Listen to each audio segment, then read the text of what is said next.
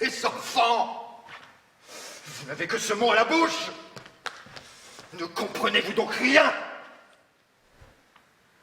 Parce que Yannick n'a pas tué ces deux-là, des milliers d'enfants russes mourront de faim pendant des années encore. Avez-vous vu des enfants mourir de faim?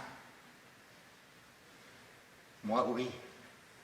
Et la mort par la bombe est un enchantement à côté de cette mort-là. Mais Yannick ne les a pas vus. Il n'a vu que les deux chiens savants du Grand-Duc.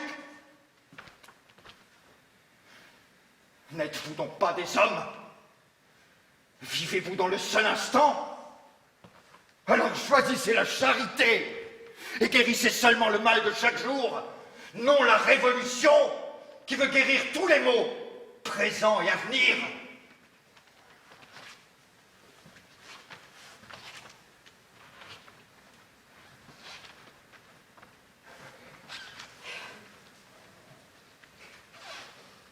Yannick accepte de tuer le grand-duc, puisque sa mort peut avancer le temps où les enfants russes ne mourront plus de faim.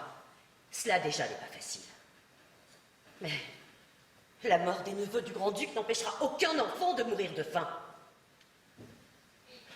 Même dans la destruction, il y a un ordre, il y a des limites.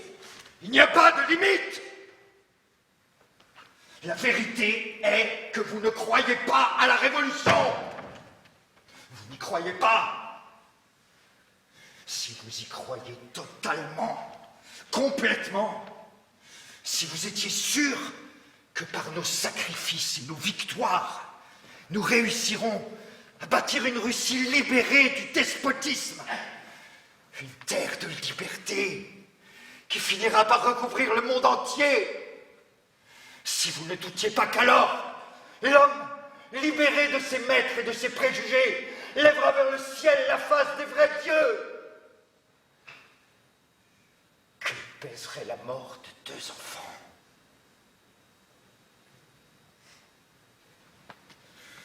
Vous vous reconnaîtriez tous les droits. Tous, vous m'entendez?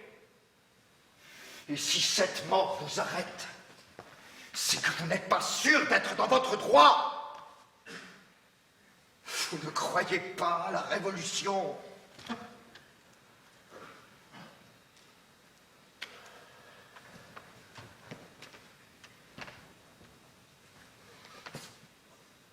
Stéphane, j'ai honte de moi. Et pourtant, je ne te laisserai pas continuer. J'ai accepté de tuer pour renverser le despotisme. Mais derrière ce que tu dis, je vois s'annoncer un despotisme qui, s'il s'installe jamais, fera de moi un assassin, alors que j'essaye d'être un justicier.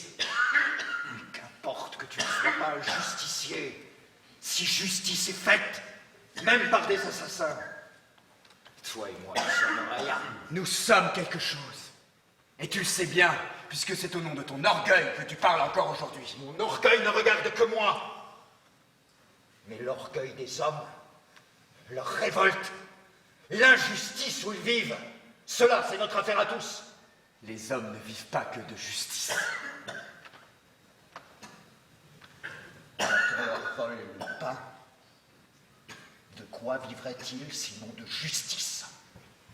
De justice et d'innocence. L'innocence. Je la connais peut-être, mais j'ai choisi de l'ignorer et de la faire ignorer à des milliers d'hommes pour qu'elle prenne un jour un sens plus grand. Il faut être bien sûr que ce jour arrive pour décider de nier tout ce qui fait qu'un homme consent à vivre. J'en suis sûr. Tu ne peux pas l'être. Pour savoir qui de toi ou de moi a raison, il faudra peut-être le sacrifice de 3 générations, plusieurs guerres, de terribles révolutions. Et quand cette pluie de sang aura séché sur la terre, toi et moi serons mêlés depuis longtemps à la poussière. D'autres viendront alors, et je les salue comme mes frères. D'autres, oui. Mais moi, j'aime ceux qui vivent aujourd'hui sur la même terre que moi. Et c'est eux que je salue. C'est pour eux que je lutte et que je consens à mourir. Et pour une cité lointaine, dont je ne suis pas sûr, je n'irai pas frapper le visage de mes frères. Je n'irai pas ajouter à l'injustice vivante pour une justice morte.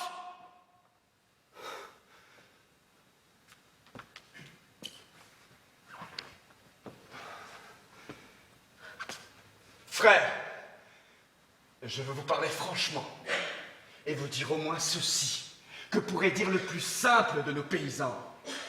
Tuer des enfants est contraire à l'honneur. Et si un jour, moi vivant, la Révolution devait se séparer de l'honneur, je m'en détournerai. Si vous décidez qu'il faut tuer ces enfants, j'attendrai la sortie du théâtre, mais je me jetterai sous les chevaux. L'honneur est un luxe réservé à ceux qui ont des calèches. Non! Il est la dernière richesse du pauvre. Tu le sais bien. Et tu sais aussi qu'il y a un honneur dans la Révolution. C'est celui pour lequel nous acceptons de mourir. C'est celui qui t'a dressé un jour sous le fouet, Stéphane, et qui te fait parler encore aujourd'hui. Je te défends de parler de cela. Pourquoi tairais-je? Je t'ai laissé dire que je ne croyais pas à la Révolution. C'était me dire que j'étais capable de tuer le grand-duc pour rien, que j'étais un assassin. Je te l'ai laissé dire et je ne t'ai pas frappé. Yannick, c'est tuer pour rien parfois que de ne pas tuer assez. Ah, Stéphane! Personne ici n'est de ton avis.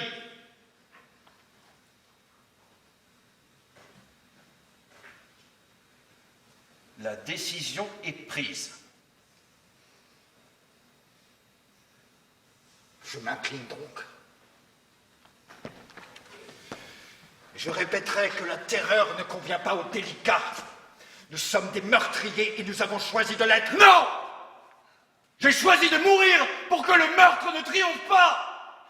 J'ai choisi d'être innocent. Yannick, Stéphane, assez!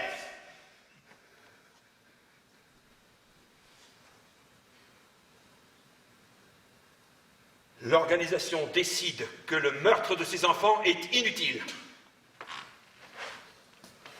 Il faut reprendre la filature. Nous devons être prêts à recommencer dans 2 jours. Et si les enfants sont encore là? Eh bien, nous attendrons une nouvelle occasion. Et si la grande duchesse accompagne le grand-duc? Je ne l'épargnerai pas. Écoutez.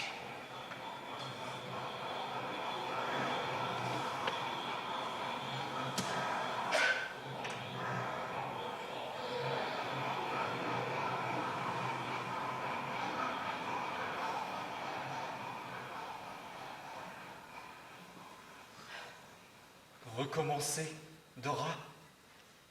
Oui, Alexis. Recommencer. Mais il faut bien faire quelque chose pour l'honneur.